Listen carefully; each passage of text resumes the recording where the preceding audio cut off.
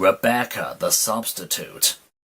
While Thomas was traveling around the world, the Fat Controller had brought in a new engine from the mainland to take over Thomas's duties on his branch line. This engine was named Rebecca. She was a cheerful, young, tender engine, painted bright yellow. She had heard lots of stories about Thomas, and him saying that his branch line is the most important part of the whole railway. Rebecca, being the young engine she is, took that thought literally. So on her first day on the job, she wanted to give the best impression. After Thomas left, Rebecca followed Percy and Toby to Farquhar. She slept with them in the sheds, but she was so excited about starting work that she couldn't sleep. The next morning, she found Annie and Clarabel in the station sidings. "Hiya, Annie. Morning, Clarabel," came the sweet greeting. "Hello, Rebecca," said the coaches warmly. "I must say," thought Annie, "it is rather strange to have a tender engine on our branch line. But I'm sure you'll do a splendid job," put in Clarabel. "Well, I hope so," said Rebecca. "There's a lot of people relying on me, so I mustn't let them down." As she waited for her passengers to board, she saw Bertie the bus pulling up. "Oh, you must be the new engine," he said. "Oh, cool!" cried Rebecca. "A bus! I've never seen a bus before." "Haven't you? Huh, you must be really new." Then Bertie chuckled. "Just make sure your coaches are coupled properly before you go." "Why would you tell me something like that?" asked Rebecca, confused. Then Bertie told her about Thomas's mishap with the express coaches years ago. Unfortunately, Rebecca laughed so hard she didn't hear the guard's whistle. By the time she had stopped giggling, she was already 5 minutes late. "Oh no, oh no, oh no, oh no, oh no, I'm late!" she cried as she steamed away quickly. When she reached Hackenbeck station, she felt so bad about herself. "I can't believe it. 5 minutes late and I've only just started."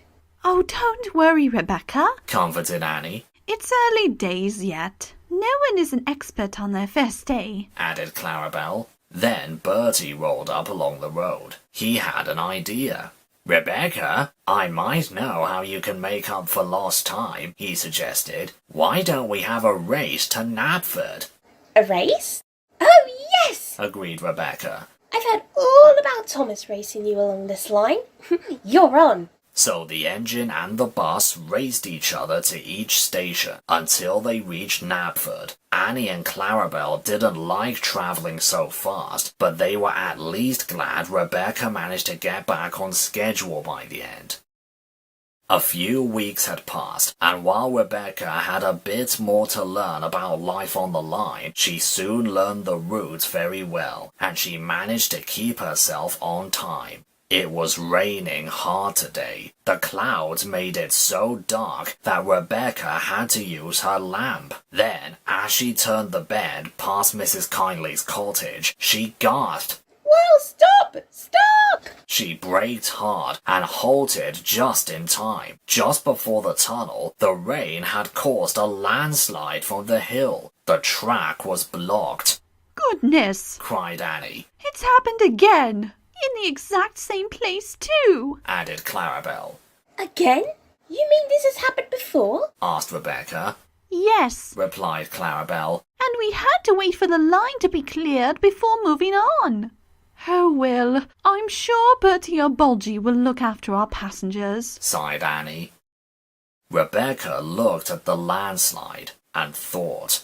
"Oh, no, I think I can make this through. She thought confidently. I just need some speed and a lot of puff." She reversed back down the line. "We're certain that isn't a good idea," warned Annie. "The landslide is too thick. Agreed Clarabel. You'll get yourself stuck." "But I don't want to let my passengers down.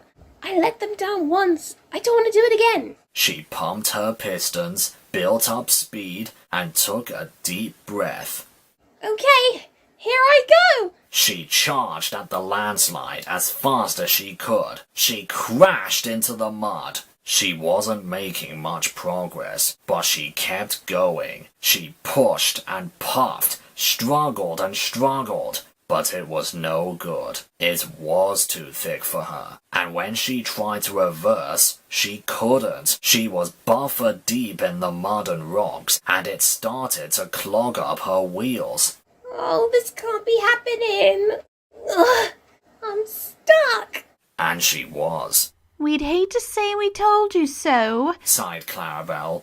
but we told you so, Finished Annie. The guard rushed over to Mrs. Kindly's cottage to call for help, and soon workmen arrived in Bulgy to clear up the mess and free Rebecca. Another problem with railways that everyone overlooks, Bulgy scoffed to himself as he took Rebecca's passengers to the next station. Soon the Fat Controller arrived. Rebecca felt awful about herself. I'm so sorry, sir. She sighed. I let everyone down. I was late on my first day, and I thought that plowing through this was a good idea. Maybe I'm not cut out to work on this line. The Fat Controller smiled. Oh, Rebecca, while I agree pushing through this mud wasn't the best idea, I am proud of you for thinking about your passengers first. Besides, I think you're doing a splendid job on this line. I have coped with worse engines in the past who never learned from their mistakes. But you, on the other hand, do learn from yours, and you try to improve yourself. That makes you a really reliable engine. Really? Oh, thank you, sir. Beamed Rebecca. This made her feel much better. A few days later, the track was clear, and the engines could use this part of the line again. And from that day on, Rebecca pulled Annie and Clarabel well. Whenever there was a problem, like there was something on the line, she knew to call for help than to push it away herself. She managed to run her trains on time too, and whenever she was late, she and Bertie agreed to race each other to make up time. Annie and Clarabel in particular were very impressed with her work. I told you she would do wonderfully, Said Clarabel. Indeed, Annie agreed. in spite of those silly incidents.